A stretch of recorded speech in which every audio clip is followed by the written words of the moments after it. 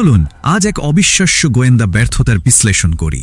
এক থ্রিলার গল্প যেখানে তেহরানের রাস্তায় পরাশক্তির গোপন নথির পতন ঘটে।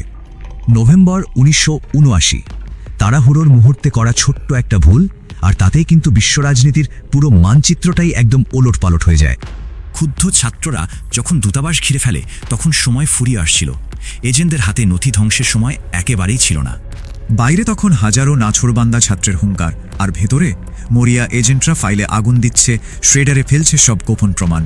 দরজা ভেঙে ভেতরে ঢুকে ওই ছাত্ররা কি পেল?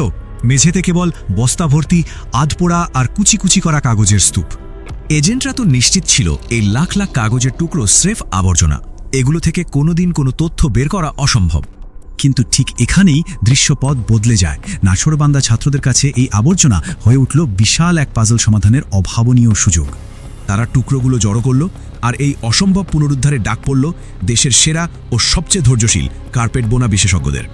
বিশাল এক পাজলের মতো চরম ধৈর্য নিয়ে দিনরাত এক করে তারা আঠা দিয়ে কাগজের টুকরোগুলো নিখুঁতভাবে জোড়া লাগাতে শুরু করল। মাসের পর মাস ধরে চলল হাড় ভাঙা খাটুনি। অবশেষে একটা একটা টুকরো মিলিয়ে তারা পুরো প্রমাণ পুনরুদ্ধার করে ফেলল। কিন্তু সবচেয়ে বড় প্রশ্ন হলো, জোড়া লাগানো এই নথিগুলো শেষ পর্যন্ত পৃথিবীর সামনে ঠিক কী ভয়ঙ্কর রহস্য ফাঁস করেছিল। বেরিয়ে এলো মধ্যপ্রাচ্য নিয়ন্ত্রণের মাস্টার প্ল্যান, সাথে ফাঁস হয়ে গেল অসংখ্য মার্কিন গোপন এজেন্টের কোড নেম আর আসল পরিচয়। আসল নামগুলো প্রকাশ হতেই ঘটে গেল চরম বিপর্যয়। এক রাতেই পুরো গোয়েন্দা নেটওয়ার্ক তাসের ঘরের মতো ভেঙে পড়ল। সবচেয়ে বড় ধাক্কা ছিল এক শীর্ষ নেতার গোপন চিঠি। প্রকাশ্যে তিনি যা বলতেন, আড়ালে করতেন ঠিক তার উল্টোটা। এই অভাবনীয় ঘটনাটি আজও মার্কিন কূটনীতির ইতিহাসে সবচেয়ে বড় এবং ভয়াবহ গোয়েন্দা বিপর্যয় হিসেবে চিহ্নিত হয়ে আছে।